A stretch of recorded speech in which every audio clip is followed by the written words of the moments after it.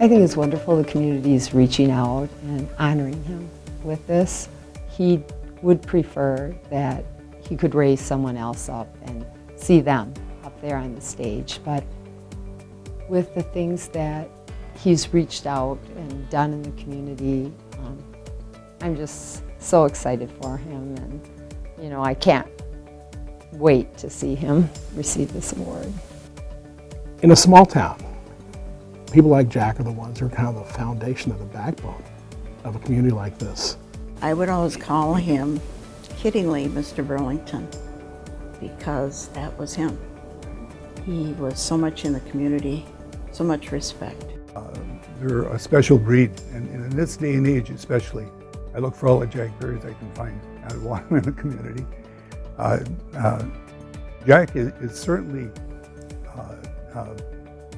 worthy of any consideration or awards that is given to him, and they probably are long overdue, because Jack has, I've known him for 50 years now, and I've watched how he works and the roles he takes. Tireless worker, you know, he just keeps going at things. Doesn't look for all the glory. But the thing about Jack is it wasn't just a job to him, it was something personal. And I think we'll all say, you know, when he met somebody, it wasn't just that he was trying to maybe get them to come to bank with our bank, but he was a true friend.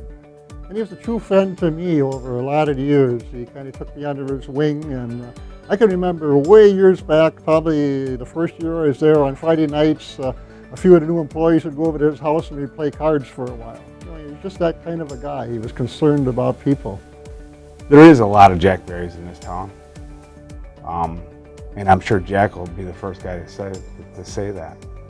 You know, you brought it up before, there's a couple of humanitarians in this room, and you know, a guy like Jack Berry and what he portrays, maybe that brings out the humanitarians in this community. This guy's ready anytime there's a special cause. If he knows somebody that's in a little trouble, he'll talk to, and if we can help him, help this person. But Jack is out in the front all the time. He knows what's going on. He's always involved, and I knew him. I'm involved with the police department. He was on the P&F board, but always trying to be an encourager, trying to look who might be down, and just he's the guy who gives energy to a small town, a community like this. You know, whatever I see he was involved in, and then I always felt like he had to seek out that leadership role, because it wasn't good enough just to be a member sitting there. He had you know, so he was a member of JC's and president of JC's, and then he became involved on the rescue squad and was the captain of the rescue squad. He was in Rotary, was Rotary president, Rotary International, became involved with that as well. He also, when they started talking about what can we do to build up Burlington, I remember being so very proud of him to be on the board that initiated Chocolate Fest, and at the time Chocolate City. And so those are my memories. You know, it's always been, he can't just be there. He needs to be in a leadership role. I was involved with Chocolate Fest from the first thought of Chocolate Fest. And when I was involved with Chocolate Fest, he was always there and asking, well, have you thought about this? Here's the book I put together so many years before.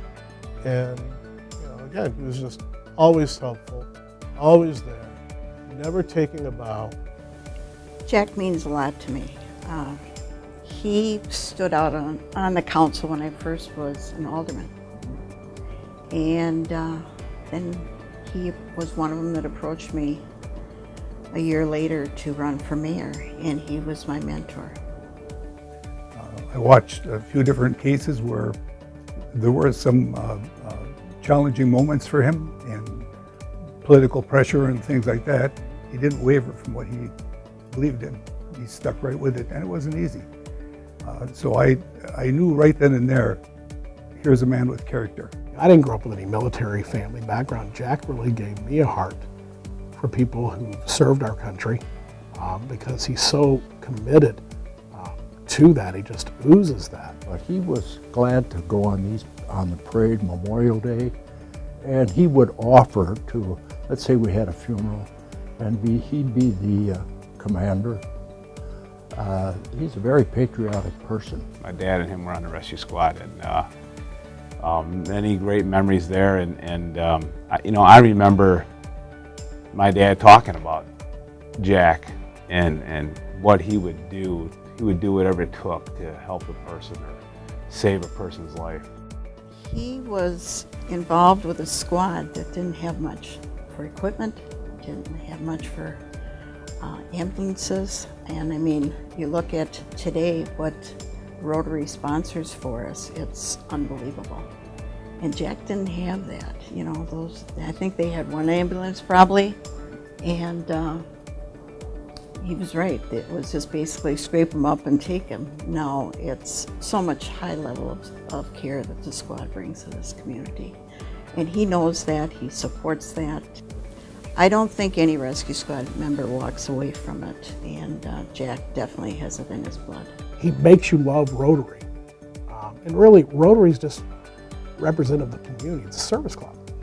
It's getting involved, it's supporting, it's encouraging, it's making sure that morality and ethics take place in the community.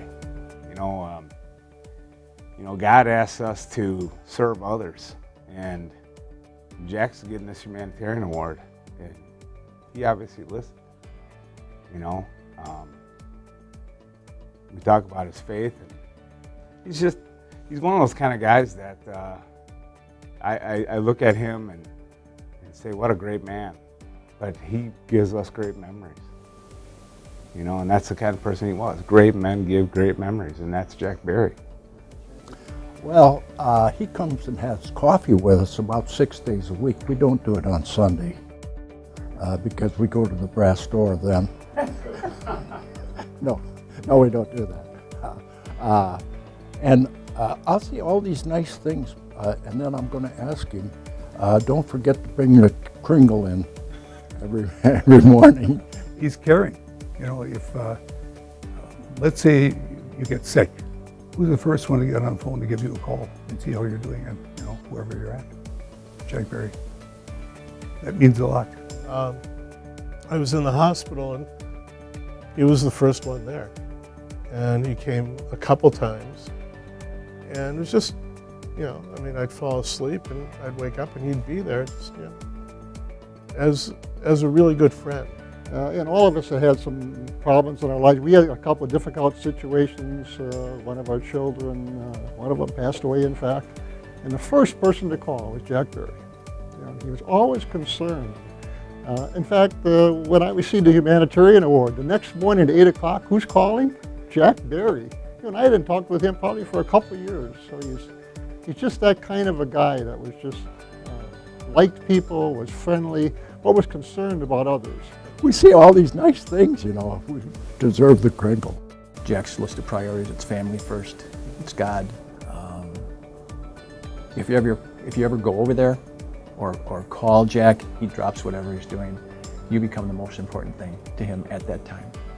I believe my mom is the strength behind my dad and the strength at home to allow him to be able to do the many things that he's been able to do. Whenever she speaks of him, her eyes light up. We raised a family that was just something, a model family. He and his wife Ruth put a lot into that family, and you could tell the special relationships that was created there. Well, Dad, you've always been there for me, and I know you always will be there for me. And I want to thank you for raising the bar for me and for everyone that you touch. And I just want to tell you I love you very much. And don't forget, Jack. Don't forget the Kringle.